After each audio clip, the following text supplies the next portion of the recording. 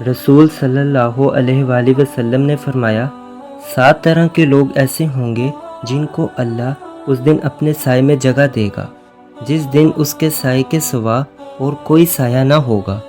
پہلا، انصاف کرنے والا بادشاہ۔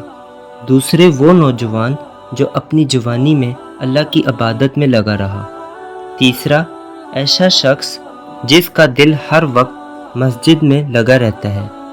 چوتھا، 2 ایسے لوگ جو اللہ کے لیے آپس میں محبت رکھتے ہیں اور ان کے ملنے اور جدا ہونے کی بنیاد اللہ کی محبت ہی ہے۔ پانچواں، وہ شخص جسے کسی باعزت اور حسین عورت نے برے ارادے سے بلایا لیکن اس نے یہ کہہ دیا کہ میں اللہ سے ڈرتا ہوں۔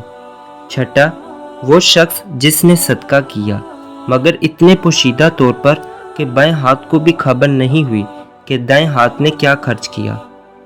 ساتواں، وہ شخص جس نے تنہائی میں اللہ کو یاد کیا اور اس کے آنکھوں سے آنسو جاری ہو گئے۔